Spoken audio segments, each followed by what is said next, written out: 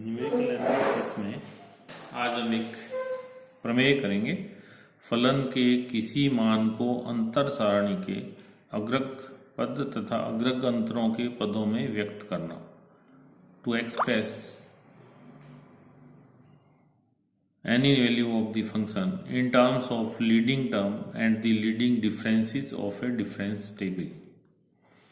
Leading terms या अग्रक पद का मतलब होता है f a plus h, f a plus 2h, f a plus 3h and f a plus 4h। अग्रक अंतरों का मतलब होता है delta f a, delta square f a, delta cube f a and so on.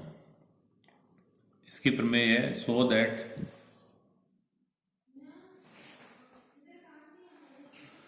F a plus n h is equal to f a plus n c one delta f a plus n c two delta square f a and so on delta n f a. Delta f a is equal to f a plus h minus f a. हम जानते हैं कि इसका मान ये होता है f a plus h minus f a, या इसको लिख सकते हैं f a plus h is equal to f a plus delta f a. यदि इसमें ए की जगह ए प्लस एच रख दें हम तो यह आ जाएगा f a plus 2h is equal to f a plus h plus delta f a plus h. समीकरण 1 में ए बराबर ए प्लस एच रखने पर इसकी वैल्यू हमें पता है f a plus delta f ए, इसकी वैल्यू हमें पता है यहाँ रख देंगे F a plus delta f ए, तो ये हो जाएगा f A 2 delta f a plus delta square f ए। तो एफ ए प्लस 2h का मान हो जाएगा f a plus 2 delta f a plus delta square f A.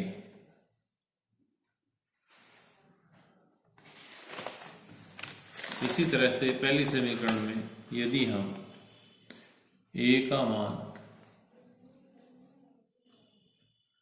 A plus 2h रख दें तो इसमें आ जाएगा a plus 3h is equal to f a plus 2h plus delta f a plus 2h। F a plus 2h का मान अभी हमने कैलकुलेट किया है, होता है f a plus 2 delta f a plus delta square f a plus delta f a plus 2 delta f a plus delta square f ए। यह आ जाएगा f a plus 3 delta f a plus 3 delta square f a plus delta cube f ए। तो F a plus 3h का मान हो जाएगा f a plus 3 delta f a plus 3 delta square f a plus delta cube f A. F a plus 3c1 delta f a plus 3c2 delta square f a plus delta cube f ए। गणितीय आगमन विधि से जब ये 1 के लिए, 2 के लिए, 3 के लिए, तो हम ये मानते हैं कि m के लिए भी सही होगा। F a plus m h is equal to f a plus m c one delta f a plus m c two delta square f a plus so on plus delta m f a. अब इसमें समीकरण 1 में ए की जगह ए plus m H रखते हैं तो ये हो जाएगा a plus m plus 1 into h is equal to f a plus m h plus delta f a plus m h. F a plus m h की वैल्यू हम यहाँ से ये रख देते हैं इसकी f a plus m c one delta f a plus m c two delta square f a and so on delta m f a plus delta f a plus m c one delta f a plus m c two delta square f a and delta m f a is equal to f a plus m c one plus 1 delta f a plus m c two plus m c one delta square f a and so on plus delta m plus 1 f a. M c one plus 1 को लिख सकते हैं m c one plus m c zero, इसकी value होती है M plus 1 c one. इसी तरह से m c two plus m c one, इसकी वैल्यू हो जाती है एम प्लस 1 सी टू। तो ये हो जाएगा f a plus m plus 1 c one delta f a plus m plus 1 c two delta square f a and so on plus delta m plus 1 f a. पहले हमने देखा कि ये 1 के लिए सही था, 2 के लिए सही था, 3 के लिए सही था, m के लिए सही था और m प्लस 1 के लिए भी सही है। तो अब ये हो जाएगा f a plus m h is equal to f a plus n c one delta f a plus n c two delta square f a and so on plus delta n f a. एक शहर की जनसंख्या, एक उदाहरण लेते हैं, निम्न सारणी द्वारा दी गई है। The population of a city is given by the table.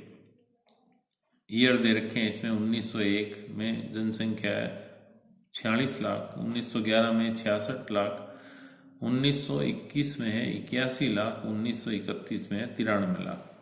यदि जनसंख्या में वृद्धि इसी दर से हो तो 1961 में जनसंख्या क्या होगी?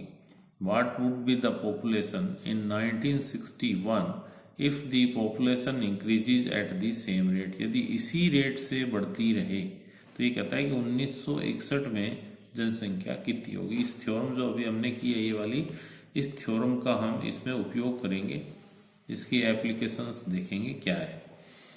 पहले जो डेटा हमें दे रखे हैं, मान जो दे रखे हैं, उससे हम डिफरेंस टेबल या अंतर सारणी बनाते हैं। एक तरफ हमने वर्ष लिख लिया, वर्ष में सारे के सारे मान समांतर श्रेणी में है, 1901, 1911, 1921, 1931, 10-10 का अंतर है इसमें। फिर जनसंख्या दे रखा है 46 लाख, 66, 81 और 93 लाख। ये ए का मान है, ये एफ ए का मान है, ये डेल्टा एफ ए का मान है, ये डेल्टा स्क्वायर एफ ए का मान है और ये डेल्टा क्यूब एफ ए का मान है।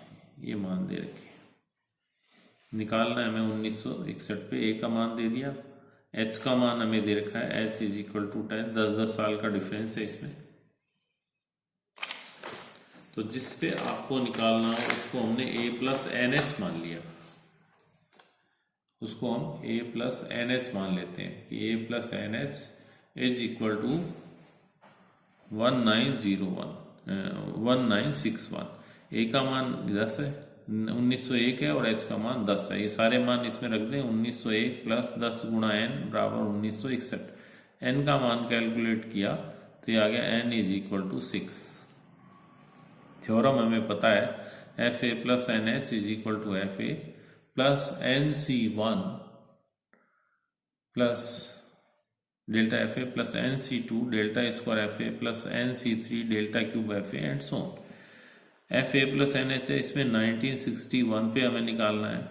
एफ ए का मान टेबल में दे रखा था 46, एन का मान 6 है तो 6C1, डेल्टा एफ ए का मान 20 था टेबल में, 6C2 into delta square f a का मान -5 है, 6C3 और डेल्टा क्यूब एफ ए का मान 2 है।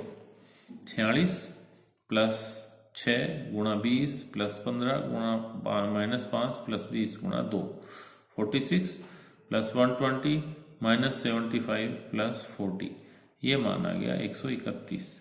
अगर जनसंख्या वृद्धि इसी दर से होती रही जो इसमें दे रखी है तो 1961 में जनसंख्या 131 लाख होगी। ये इसकी एप्लीकेशन। इसी तरह का दूसरा एक एग्जाम्पल दे रखा है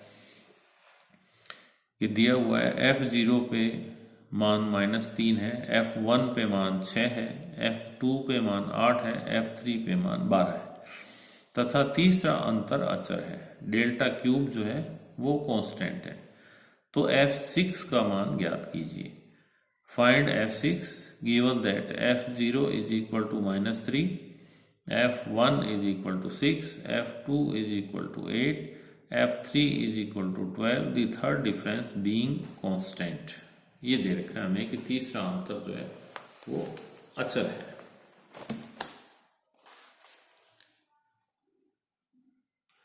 पहले हम इसके लिए अंतर सारणी बनाते हैं।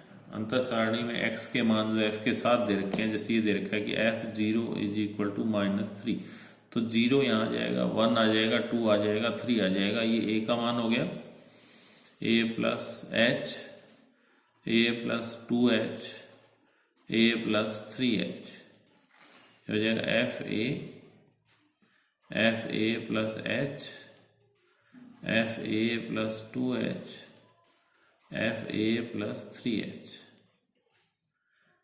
ये हो जाएगा delta f a, delta square f a, delta cube f a, delta cube f ए 9, ये की एक अचर संख्या है। तीसरा अंतर इसका अचर आ गया। ए का मान 0 दे रखा है इसमें, एच का मान 1 है, अंतर 1-1 का है। समांतर श्रेणी में एक्स का मान, एक्स के मान दे रखे हैं 0, 1, 2, 3, इसमें एच का मान 1 हो गया। तो ये हो जाएगा 6 पे मान निकालना है तो a plus n h is equal to 6। A का मान 0 है इसमें, प्लस n इंटू एच का मान 1 है, इज इक्वल टू 6, तो ये n का मान आ जाएगा n इज इक्वल टू 6। फिर हम इस प्रमेय को, स्टेटमेंट को लिखते हैं इसके, क्या आ जाएगा, f a plus n h is equal to f a plus 6c1 delta f a plus 6c2 delta square f a plus 6c3 delta cube f a. f6 is equal to f a का मान table में दे रखा है -3, यहाँ पे रख दिया हमने, 6c1 इंटू डेल्टा एफ ए, ये आ गया इसमें 9, डेल्टा एफ ए का मान 9 plus 6c2 into -7 delta square f ए -7, ये मान यहाँ पे लिख दिया हमने -7 plus 6c3 into delta cube f a, delta cube f ए 9, ये 9 आ जाएगा इसमें। तो ये क्या, -3 plus 6c1 means 6 into 9 plus 6c2 means 15 into -7 plus 6c3 is equal to 20